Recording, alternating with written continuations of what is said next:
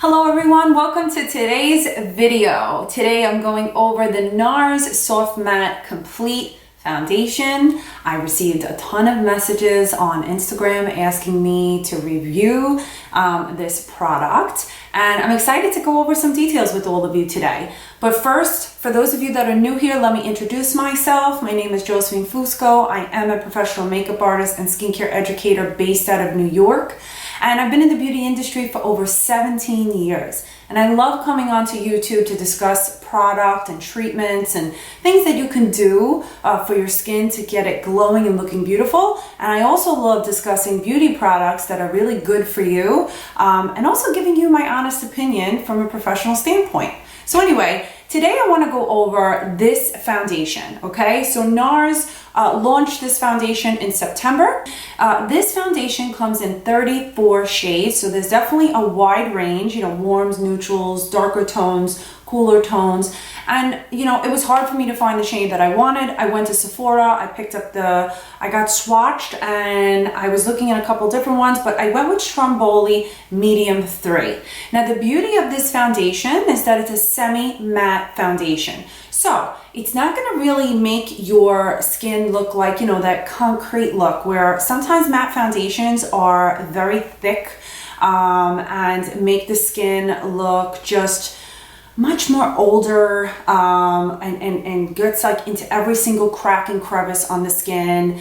So you gotta be careful with matte foundations. From a professional standpoint, I love matte foundations because of the longevity that you get out of them throughout the day, especially for my bridal clients when they're looking for that look. Matte foundations really support the longevity.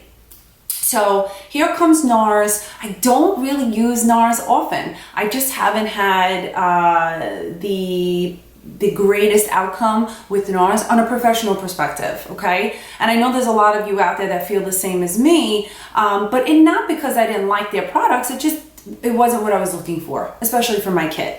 But I was really excited about this, and I waited a little while to try it because I wanted to just kind of let everything subside from the launch of it and then go in and try it myself. So the good thing about this foundation is that it will give you 16-hour wear. What they're saying on their website is that it's medium to full coverage, and it's a very buildable coverage.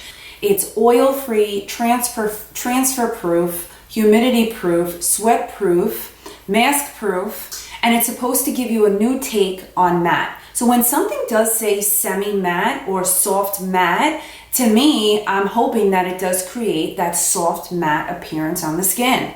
Because again, some matte foundations are just way too matte that it just really completely blanks out the skin and it just doesn't look good. But let's enter Nars and how great this foundation is. So I want to tell you that I do have a very positive note with this foundation. I have it on right now. I'm going to show you exactly how I put it on. And I also want to tell you guys that I had a better application with a foundation brush versus the Beauty Blender. I've used it the last 2 weeks, and I find that you will get better coverage with the brush, the makeup brush. I feel that the Beauty Blender does thin it out, but it thins it out where it actually does create a lot of movement. And that's something that I don't want when I'm wearing a foundation. So as much as I do love the Beauty Blender for certain applications, I feel with this foundation, a foundation brush to me gives you the best coverage and the best application, and you can also thin this out and you can build it up as much as you'd like, and it does not make you look super dry. That's why it's called soft matte. I do feel that it dries down a little bit to a powdery finish. I don't wear primers, so I never recommend wearing a primer prior to wearing foundation unless you're working on, clients that you're working with for the first time. Obviously, you need to manipulate the skin a little bit, but I don't even use any setting powders, and you seriously do not need it when using this foundation. This foundation will really give you that flawless look on the face without having to add all these extra steps. Now, if you are really into powders and you want to set this with the powder, which I really don't think you need, go in with a very light light sheer translucent powder, okay? You could totally add your own glow. You can add a glow underneath this if you want more of a glow, but I will tell you that if you're looking for a nice matte foundation, you have found it with the Nars Soft Matte Complete Foundation, okay? So anyway, I want to get into and show you how I applied it using my brush. As far as application, I just want to let you guys know that I found that it applied best with the IT Cosmetics Heavenly Luxe Foundation brush.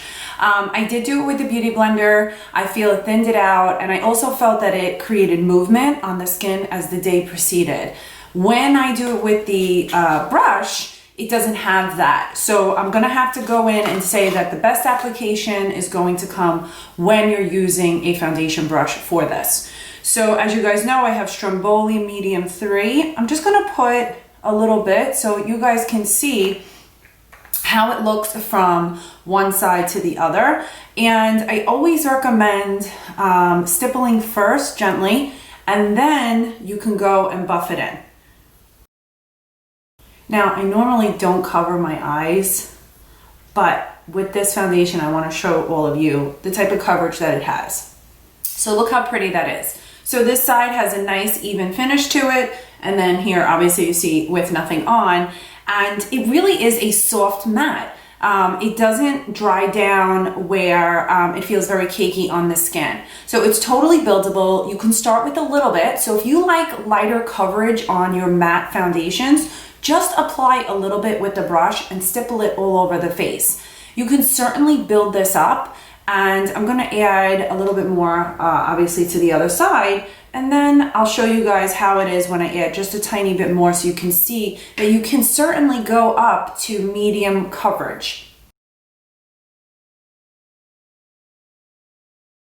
That's it, guys. Look how nice the coverage is on it. And it blends really well with the brush. You can totally bump this up. You can add another layer, and you can go to full coverage. So again, if you want to thin it out, and just go with like one little drop on your finger and then dab it in 4 sections and then buff it out. It'll give you that matte coverage, but thinned out. You want to bump it up, obviously you want to add a little bit more, and you go into 2 layers, and it dries down beautifully. Some people have said that it dries down really fast. I do feel that with the Beauty Blender, you don't have as much time to really press it into the skin.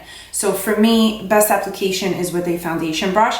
I'm gonna finish up my makeup, and I'm gonna give you guys my final thoughts on this foundation. Okay, so makeup is on, and I have nothing but good things to say about this foundation. This is going to give you a semi-matte finish. Just the way it says in the description is exactly what it's going to do. I have really nice coverage on my face. I don't look cakey at all. Just for those of you that are new here, I am 40. I turned 40 in February, and I don't feel that it will accentuate the lines. Maybe as the day proceeds, later on, you might start to see some movement, but it also depends on what is in your skincare routine, okay? So anyway, you get that medium coverage, you can bump it up to full coverage, and you can totally thin this out to a lighter coverage, but with a matte finish. And I feel that this foundation is totally universal in terms of coverage, which is nice, okay? So my pros are that this is kit worthy. This is a kit worthy foundation. If you're a professional makeup artist on here and you're watching, you're totally gonna want this in your kit. For those women that really want medium to full coverage and that want flexibility as well, and not looking too cakey, because you can totally alter this, okay? When you're looking for these nice full looks, you're totally gonna want this too, all right? If you have normal to dry skin, this foundation will look fine on you as long as you prep your skin appropriately before putting on the foundation. If you have normal to oily skin, you're gonna love this because it's gonna hang on to the oils throughout the day. Now, I'm not a huge fan of primers, especially on myself, because I find that you should really use the foundation for what it's for. Now, if you have some issues with your skin, you really want to target onto why those issues are happening. But if you're really into primers, put them in the areas of concern versus the whole face, because that's when you're going to have a lot of movement.